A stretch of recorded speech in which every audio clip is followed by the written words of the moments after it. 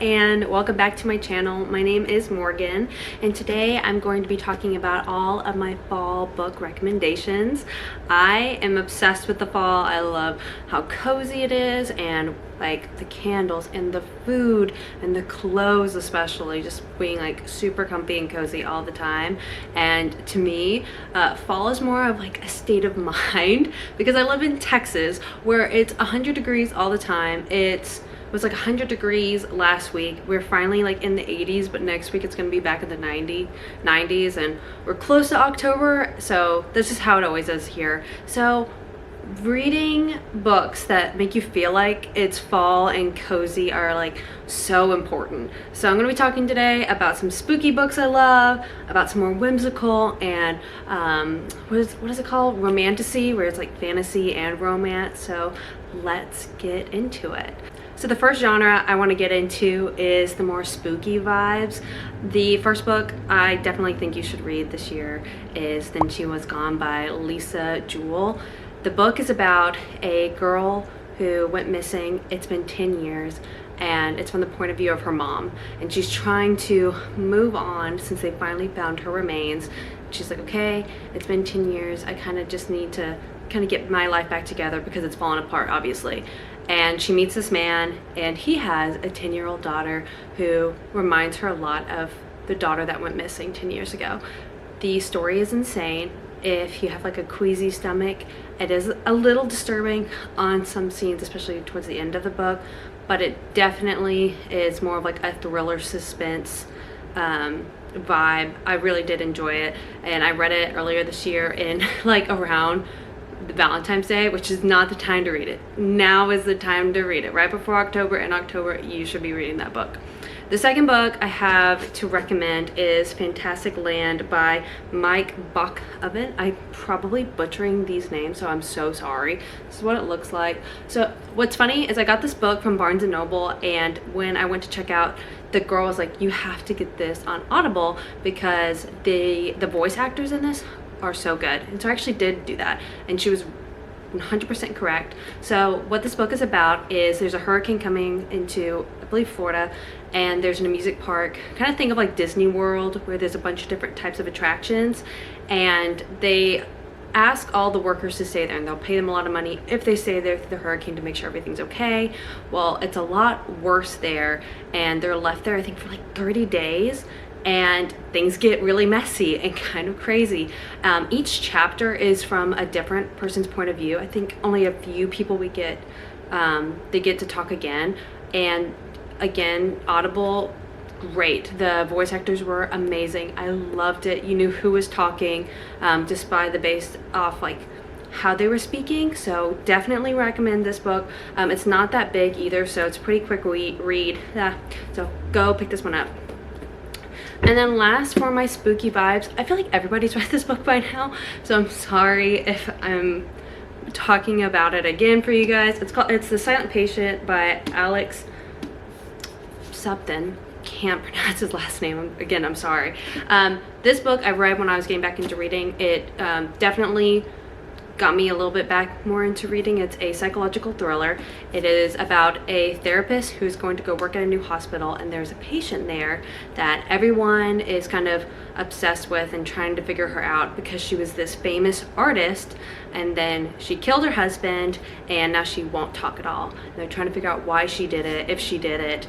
So this was a great book, had an amazing twist, so definitely pick this one up as well. Okay, next we're getting into my favorite genre ever, which is romantasy, which is a combination of romance and fantasy. I love fantasy books, but there has to be some kind of love interest in it. So what I'm going to be talking about today, I have to talk about it. I'm sorry, I have to. It's Caraval by Stephanie Garber. I'm obsessed with Stephanie Garber. Her books are like drinking warm tea, and like that's the coziest vibe you can have. It's just like drinking a warm drink and reading one of her books. So Caraval is about two sisters. This one is from the point of view of Scarlett, and Scarlett is obsessed with this traveling carnival that shows up only one time a year, and you have to be invited to go. So she writes the like the headmaster of the Caraval the carnival and to get tickets to go, and then she finally gets tickets. Excuse me. Sorry, she finally gets tickets to go, and it's just her story about going to the carnival with her sister, and it's kind of crazy. I really enjoyed the series, so definitely go pick this one up as well. I feel like I'm saying that everything. Just go pick up everything. The next one I have to read, or you have to read, is it's actually Once Upon a Broken Heart. My mom is borrowing the first book from me, so this is the second book in the series. Once Upon a Broken Heart. It's also by Stephanie Garber, and it is about a girl who's in love with this boy, and she finds out that he's going to marry her stepsister, and so she finds one of the fates, and his name is Jax, and makes a deal with him. It's like, if you can stop this wedding, I'll do anything. And they make a deal, and the book is kind of like how that deal pans out. It is so whimsical and beautiful. In one of my videos on my channel earlier this year, I talked about it's kind of like an Alice in Wonderland vibe that it gave me. I feel like that's another like perfect vibe for fall and getting into that. It's really cute. It's YA. I loved it. Once Upon a Broken Heart and Caraval are in the same universe. So if you do decide to read any of Stephanie Garber's books, I did read Once Upon a Broken Heart first, and then I read a Caraval, and then I found out she wrote this book first. So either way you want to read it, it's great. But what I would suggest reading Caraval first.